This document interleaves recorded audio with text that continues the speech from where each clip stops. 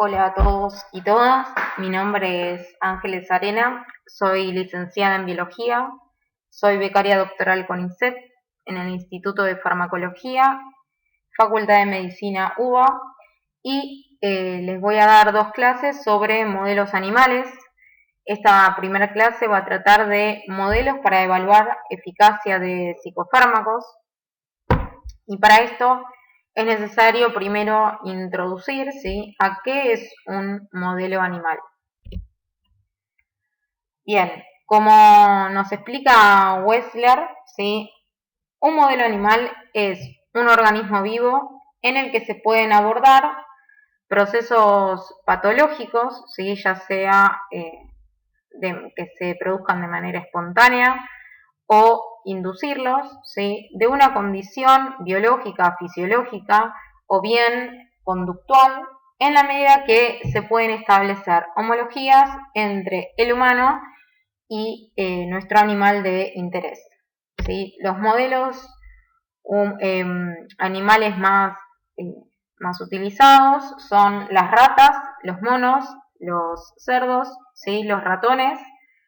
Y también pueden ver algún trabajo más raro tal vez en depresión, pero pueden llegar a encontrar en Drosophila y en Zebrafish. Según la patología y la conducta que nos interesa evaluar, probablemente vamos a elegir nuestro modelo animal. Podemos decir que tenemos dos modelos para abordar el estudio de la depresión, ¿sí? Por un lado, los que son exclusivamente para testear psicofármacos, el efecto antidepresivo de una droga de interés, ¿sí?, que es en los que nos vamos a centrar hoy. Y por el otro lado, vamos a ver que hay modelos que permiten un estudio un poco más exhaustivo de la fisiopatología, ¿sí?, de la depresión, que van a simular, ¿sí?, este comportamiento símil depresivo o lo que se llama un depressive-like behavior en el animal que vamos a estudiar. Bien, acá les muestro un poco lo que es la base de datos de PubMed, que si a ustedes les interesa, por ejemplo, leer sobre algún antidepresivo o fármaco que estén utilizando en la clínica y quieren ver los ensayos preclínicos o en qué modelos animales se testeó, pueden buscar en la base de datos de PubMed, que es una base libre.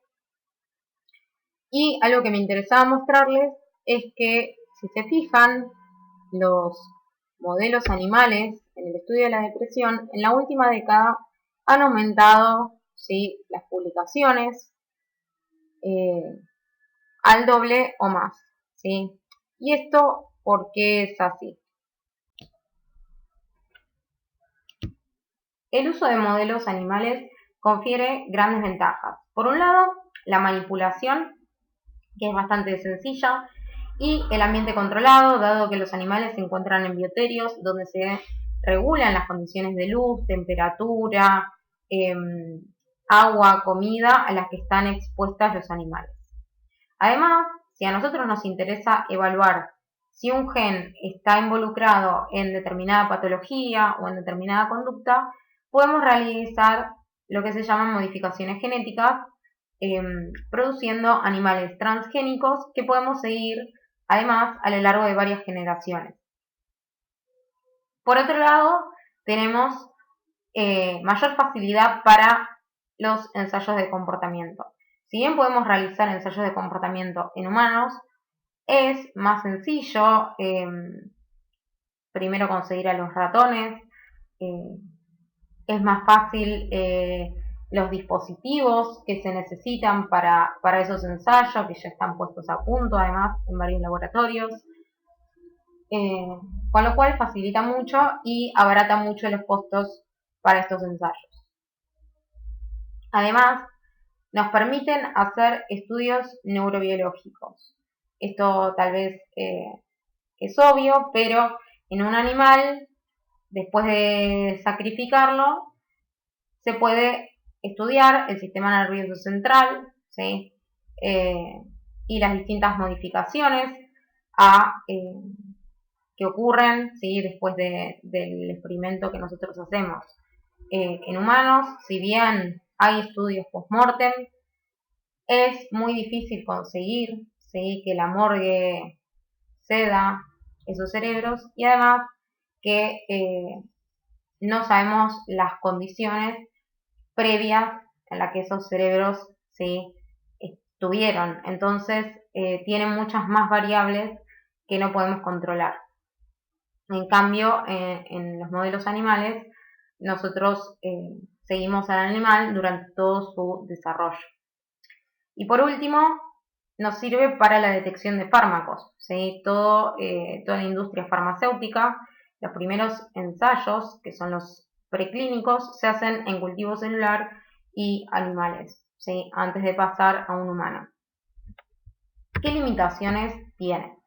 Por un lado, el tema de factores ambientales. ¿En qué sentido? Los animales suelen ser muy susceptibles a cambios ambientales, como las condiciones de luz, oscuridad o de temperatura, y eso puede generar distintas respuestas que pueden alterar los resultados de un experimento. Por otro lado, algo que es obvio, pero que cabe destacar, que son distintas especies, ¿sí? Nosotros podemos de nuevo establecer algunas homologías entre el humano y nuestro modelo animal, sobre todo si son mamíferos, pero aún así tenemos que tener en cuenta que son distintas especies y la evolución, ¿sí? Ha actuado de manera diferente, con lo cual se expresan diferentes los comportamientos, y como dice después, la complejidad de la depresión, que es multifactorial, ¿sí? Hace que estos modelos animales tengan una validez predictiva limitada. Y por otro lado, una de las limitaciones son las consideraciones bioéticas, ¿sí? Si bien obviamente todos los ensayos en animales están regulados por protocolos que son avalados por el Comité de Ética.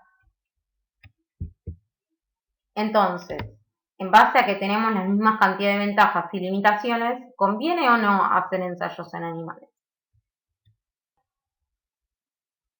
Para responder la pregunta anterior, tenemos que tener en cuenta que todos los ensayos clínicos tienen que tener aprobado los ensayos preclínicos. Un ensayo clínico básicamente son todas las investigaciones científicas diseñadas para evaluar seguridad y eficacia de nuevos tratamientos, ¿sí? O procedimientos en seres humanos. Pero para que un procedimiento o un tratamiento llegue a aprobarse en humanos, primero debe estar aprobado el ensayo preclínico, que son las investigaciones que se realizan en cultivos celulares o en animales para evaluar la toxicología, la seguridad, la dosis de el fármaco, ¿sí? O del tratamiento que quiere implementar en un humano. Hay que tener en cuenta, sí, que la FDA, que se encarga de aprobar, digamos, justamente todas las drogas o todos los alimentos que van a aparecer en el mercado, ¿sí? Está regulando las instalaciones que realizan tanto los estudios con las personas como los estudios con animales, microorganismos o cultivos celulares para solicitar la aprobación de un producto. También tenemos las normas de buenas prácticas clínicas, ¿sí? Que lo que nos muestra es que antes, ¿sí?, de evaluar los efectos en los humanos, primero se deben hacer los estudios no clínicos, ¿sí?, para evaluar cuál es la farmacología, ¿sí?, no clínica, digamos la farmacocinética, la dosis y la toxicología de un producto, y esto se hace en animales. Entonces, como les decía al principio, en esta clase nos vamos a centrar, ¿sí?, en los modelos animales que se desarrollaron para testear los antidepresivos. Bien, si empezamos desde el principio, ¿sí? El primer modelo que se utilizó para comprobar la eficacia de un antidepresivo fue el modelo de natación forzada propuesto por Porsolt en 1977. ¿Sí? 10 años después, Esteru, ¿sí?, publica los primeros resultados en el segundo modelo que vamos a estudiar, que es el test de suspensión de cola, que este modelo, si bien ya vamos a ver, se basa en algo bastante parecido al modelo anterior, tenía la ventaja que no solamente permitía estudiar la eficacia de los medicamentos que ya existían en el mercado, sino que además permitió el desarrollo de nuevos fármacos para tratar la depresión. Ambos test, como indica en el texto, se basan en la observación de roedores, ¿sí?, que pueden ser ratas, ratones, que después de movimientos iniciales orientados a escapar, desarrollan una postura inmóvil cuando son colocados en una situación estresante de la cual no pueden escapar. Y esto, que es lo más importante para cuando vayan a leer un paper, es que el tratamiento con antidepresivos previo a los test disminuye significativamente el tiempo de inmovilidad de los animales. Esto es clave porque es el outcome que a nosotros nos interesa mirar, ¿sí?, en los gráficos que veamos en los resultados de los trabajos publicados cuando querramos estudiar, ¿sí?, un antidepresivo. Voy a desarrollar, sí, un poco más los modelos que les mencioné antes.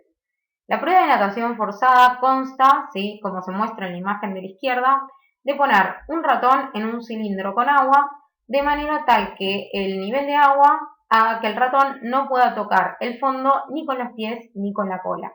Eso hace que el ratón se mantenga nadando, ¿sí?, hasta que en un momento se da cuenta que no puede salir, ¿sí?, que no puede escapar y va a cesar de moverse. A nosotros nos va a interesar medir ese tiempo que se llama tiempo de inmovilidad. El tratamiento con antidepresivos en ese modelo lo que va a hacer es reducir ese tiempo, el tiempo en que el animal se queda inmóvil flotando sin nadar para salir. Por otro lado, tenemos el test de suspensión de cola, que se basa, como dijimos antes, en el mismo principio, donde el animal está en una posición de la cual no puede escapar, como se ve en la imagen de la derecha, donde está colgado de su cola, pero la diferencia, ¿sí?, es que en el test de suspensión de cola, el animal, desde el momento 1, ¿sí?, se mueve y ya, ¿sí?, se da cuenta un poco que no puede hacer nada para escapar de esa situación, ya empieza a dejar de moverse al primer momento y entonces podemos medir durante los 6 minutos que dura la prueba también el mismo tiempo de inmovilidad. Algo que también se observa es que los antidepresivos reducen este tiempo, ¿sí? Ahora les voy a contar cómo es que se hace un test de suspensión de cola para que ustedes, cuando vean este experimento en una publicación o un trabajo de un antidepresivo de interés, puedan interpretar los resultados de una manera confiable y evaluar críticamente si ese antidepresivo les conviene o no. ¿Qué ventajas tiene el modelo del test de suspensión de cola respecto del de nado forzado? Por un lado, es un modelo económico y sencillo, ¿sí? Ya vamos a ver en las imágenes que el ratón simplemente se cuelga de la soga por una cinta y no necesito mucho más, ¿sí? Además, el test de suspensión de cola evita la confusión generada por los efectos de la hipotermia. Cuando ponemos al ratón en el cilindro con agua, esa agua tiene que estar a temperatura muy regulada de aproximadamente 23-24 grados, y si esa temperatura baja, ¿sí?, simplemente por estar en contacto con el ambiente, el animal puede entrar en hipotermia y eso nos va a generar confusión porque tal vez el animal está inmóvil no porque no quiere escapar, sino porque no quiere nadar, sino porque en realidad está hipotérmico. Por otro lado, el test de suspensión de cola evita que el ratón tenga que nadar y eso nos beneficia si nosotros tenemos un ratón modificado genéticamente que tiene algún compromiso en la coordinación motora. Igualmente, el test de suspensión de cola también se basa en que el animal se mueva, con lo cual, si el gen que estamos afectando afecta completamente la movilidad, tampoco nos va a servir este test. Y por último, algo que es interesante es que el test de suspensión de cola permite una curva de dosis-respuesta más sensible a los cambios de dosis. Acá les hice un grafiquito muy básico, pero la curva de respuesta del test de natación forzada es en forma de U, mientras que la curva de respuesta del test de suspensión de cola es lineal, ¿sí? Si se fijan, ¿sí? Para el test de natación forzada, la respuesta 1 y 2 no son tan distintas, sin embargo, la diferencia entre la dosis 1 y 2 y 2 y 3 es la misma, ¿sí? En cambio, con la respuesta a la tercera dosis, yo veo un gran cambio, ¿sí? Y si yo esto lo estoy evaluando en un experimento, voy a decir solamente que tengo diferencia a la tercera dosis. Ahora, si observamos la curva que hace el test de suspensión de cola, vamos a ver que para la primera dosis, ¿sí? Respecto de la segunda y de la tercera, hay diferencias en la respuesta, ¿sí? La primera dosis, o mejor dicho, la segunda dosis, tiene una mejor respuesta que la primera y la tercera una mucho mejor respuesta, ¿sí? Pero para la segunda dosis, el test de natación forzada me está generando una confusión porque parece que no genera respuesta cuando sí la hay. ¿Cuáles son las desventajas que tiene el modelo o las limitaciones? Esta desventaja o limitación también la tiene el test de natación forzada, que es que estos modelos permiten detectar solamente la acción rápida de los antidepresivos y los cambios conductuales a corto plazo, ya que estos test se realizan, ¿sí?, a las horas hasta 24 horas después de haber inyectado o de haber administrado el antidepresivo. Sin embargo, hay varios trabajos que muestran que los cambios conductuales a corto plazo pueden ser indicadores de cómo serán los cambios conductuales de manera crónica. Y por otro lado, hay una cepa de ratones, ¿sí?, que es la C57, que es capaz de usar su cola para trepar. Con lo cual, si trepa por ahí me puede generar de nuevo una confusión cuando cuente el tiempo de inmovilidad. ¿Cuál es la solución? Muy fácil, se pone un tubo cilíndrico transparente en la cola y eso evita que el ratón trepe, ¿sí? Se soluciona bastante fácil. ¿Cómo es el diseño de un experimento, ¿sí?, donde se va a realizar un test de suspensión de cola? Cuando tengo los ratones, ¿sí?, adultos, lo primero que se hace es establecer un día y horario para administrar, ¿sí?, la dosis del antidepresivo, que va a ser una concentración equivalente a la utilizada en humanos para después poder trasladarlo, ¿sí?, a los ensayos clínicos. O se va a administrar vehículo, que es una sustancia inocua, en los controles, ¿sí? Y a las 24 horas, como máximo, se va a realizar el test conductual. Una vez hecho este test, ¿sí?, se puede sacrificar a los animales y obtener el cerebro, ¿sí?, si es que me interesa, por ejemplo, algún estudio neurobiológico a posteriori. Entonces acá lo que les voy a mostrar es cómo realizamos un test de suspensión de cola y las imágenes que les voy a mostrar son de un experimento que realizamos nosotros en colaboración con la UCA, donde estamos evaluando un modelo de depresión inflamatoria y cómo la ketamina, ¿sí?, un antidepresivo que seguramente conocen, disminuye el tiempo, ¿sí?, de inmovilidad en este test.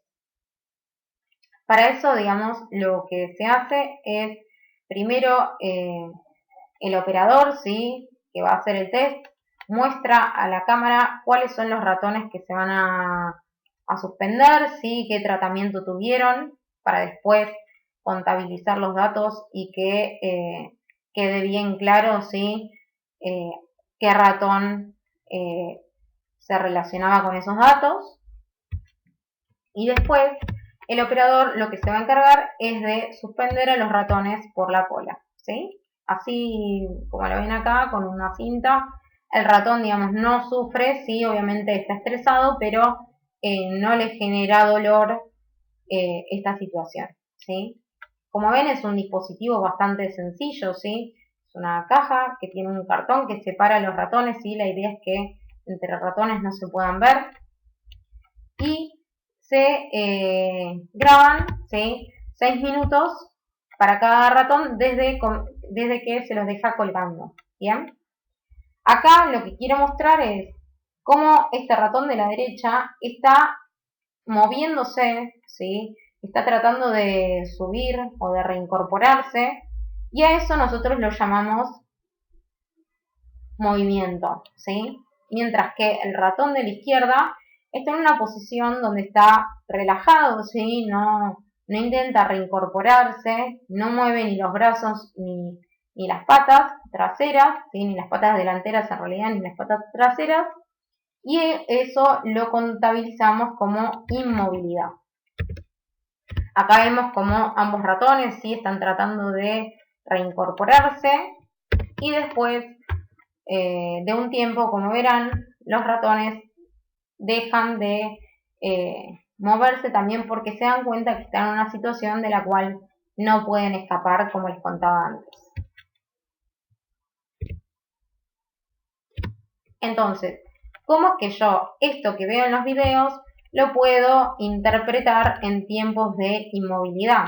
Lo primero que tengo que hacer es evaluar de un ratón a la vez. Para eso lo que hacemos es poner un papel blanco en la pantalla de la computadora, ¿sí?, algo muy sencillo, pero que nos permita solamente visualizar un ratón para no confundir, ¿sí?, los movimientos y contabilizar bien el tiempo.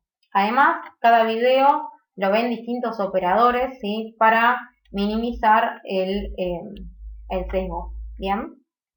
Entonces, en este primer video, acá lo que vemos es que el ratón está colgando, entonces cuando el ratón deja de moverse, yo presiono, ¿sí?, en un software que ya tengo programado, un botón que inicia el tiempo, ¿sí?, y me pone Start. Y cuando yo detecto que el ratón está intentando reincorporarse, que hace algún movimiento, lo que marco es nuevamente ese botón y me marca un Stop. La diferencia entre el Stop y el Start es lo que consideramos el tiempo de inmovilidad y lo que a nosotros nos interesa medir. Cuando el ratón vuelve nuevamente a la posición de reposo, volvemos a apretar el Start, ¿sí?, y vuelve a empezar el tiempo. ¿Cómo esto se puede ver reflejado en datos? Bien, si yo exporto al Excel la tabla que me da ese programa, ¿sí?, lo que yo voy a ver es un montón de datos, ¿sí?, que me muestra acá cuál es el comportamiento y movilidad. Acá me marca así los tiempos. Pero a mí lo que me interesa de esta columna es esta que dice diferencia, ¿sí?, que la agregué yo. Y básicamente esto es el resultado de la diferencia entre el tiempo de stop y el start, ¿sí?, que básicamente son 5 segundos. Esto está en segundos. Entonces, este tiempo es el tiempo de inmovilidad. Si yo sumo todos los tiempos de inmovilidad que tuvo un ratón en un video, me da el tiempo de inmovilidad total, que en este caso para este ratón es de 176 segundos, ¿sí? ¿Se acuerdan que del video anterior, ¿sí?, si lo vuelven a ver, van a ver que en los cartelitos yo tenía que el ratón de la izquierda solamente tenía LPS y el ratón de la derecha tenía LPS más ketamina, o sea, tenía administrado el antidepresivo, ¿sí? Este sería la tabla, ¿sí?, de datos para el ratón de la izquierda, ¿bien? Si ahora hacemos lo mismo, ¿sí?, con el video del ratón de la derecha, ¿sí?, nuevamente nos vamos a concentrar en estos tiempos, ¿sí?, que marcan la diferencia, que son los tiempos de inmovilidad, y cuando los sumemos, lo que vamos a obtener es el tiempo de inmovilidad total para ese ratón, que es de 138 segundos. Es decir, que es menor, ¿sí?, el tiempo de inmovilidad del ratón al cual se le administró la ketamina que al que no se le administró. ¿Cómo hago para ver esto en un gráfico de manera sencilla, ¿sí?, y poder sacar algún análisis estadístico? En este gráfico, ¿sí?, les muestro cómo es que se ven los datos independientes para distintos ratones, ¿sí?, con distintos tratamientos, de los cuales vimos el video, ¿sí?, y contabilizamos el tiempo de inmovilidad. ¿Qué es lo que vemos graficado acá? En el eje Y, ¿sí?, vamos a tener el tiempo de inmovilidad, como les decía antes, en segundos. Y en el eje X vamos a ver los distintos grupos, ¿sí?, que son los distintos tratamientos, ¿sí? El control que tenía, acuérdense que le administrábamos vehículo. En este caso, como les dije, en nuestro trabajo nosotros trabajamos con un modelo de depresión inflamatoria, entonces inyectamos LPS, ¿sí? Ahora solamente tómenlo como el control, ¿sí? Y ahora les explico por qué. Y después tenemos los grupos, ¿sí?, que tienen LPS y ketamina. Como los grupos a los que se les administró la ketamina, que es el antidepresivo, que a nosotros nos interesa, fíjense que estos grupos también tienen administrado LPS. Por lo tanto, cuando hagamos la comparación, vamos a comparar contra este grupo y no contra este que es control, que no se le administró LPS. Para poder comparar el efecto de la ketamina, ¿sí?, contra el vehículo, ¿sí?, debería tener un grupo extra que diga solamente ketamina, por ejemplo, 10 miligramos, ¿sí?, o ketamina 20 miligramos, sin el LPS. ¿Bien? ¿Qué es este N que aparece acá? Básicamente la cantidad de ratones por grupo, ¿sí? Y lo que yo voy a analizar es si el tiempo de inmovilidad entre grupos, ¿sí?, es distinto entre sí, y lo que está señalado acá con asteriscos son los grupos, ¿sí?, que presentan una variación estadísticamente significativa en la inmovilidad respecto, ¿sí?, del control, que en este caso, como les dije, vamos a considerar al control como el grupo que tiene LPS, ¿sí? Y esta diferencia se va a mostrar en los gráficos con un asterisco, ¿sí? Cuando ustedes vean un asterisco entre grupos, quiere decir que hay diferencias en esos tratamientos. Cuanto más asteriscos observen acá arriba, más diferencia significativa hay. Esto quiere decir que este grupo, ¿sí?, el grupo al cual se le administró la dosis más alta de ketamina, presenta un tiempo de inmovilidad menor que el grupo de ratones que no recibieron ketamina, ¿sí? Acá les muestro otro ejemplo de gráfico de cómo puedo representar mis resultados, ¿sí? De nuevo, se grafica el tiempo que el ratón permanece inmóvil en segundos versus, ¿sí?, la dosis del antidepresivo. Y el grupo vehículo que se le administra, como les decía, alguna sustancia inocua. Los números que figuran entre paréntesis es lo que veíamos antes como el N, ¿sí?, la cantidad de ratones por grupo, y de nuevo se va a analizar estadísticamente, ¿sí?, si el tiempo de inmovilidad entre grupos cambia. Los grupos que tengan un asterisco, ¿sí?, que en este caso es solamente el de la dosis mayor para la vilazodona, ¿sí?, que es un antidepresivo, es el que es estadísticamente significativo respecto del grupo control, ¿sí? Por último, acá les quiero mostrar cómo analizar los resultados que ustedes pueden ver en cualquier paper donde se realice este test en un modelo animal para el antidepresivo de interés, ¿sí? Acá, por ejemplo, tenemos la amitriptilina, ¿sí? Como verán, tenemos acá graficada el tiempo de inmovilidad, ¿sí? Tenemos acá las medias, o sea, fíjense que en este caso no están los datos independientes como lo tenía graficado yo, sino que se graficó solamente la media, ¿sí? En forma de barras. Y tenemos el grupo control al que se le administra el vehículo y después distintas dosis de amitriptilina. Lo que se puede ver, ¿sí? En función de lo que hablamos antes, podemos decir que la amitriptilina muestra una disminución significativa en el tiempo de inmovilidad respecto del control. La respuesta es no. ¿Por qué? Porque no vemos ningún asterisco arriba de ninguna de las barras, ¿sí?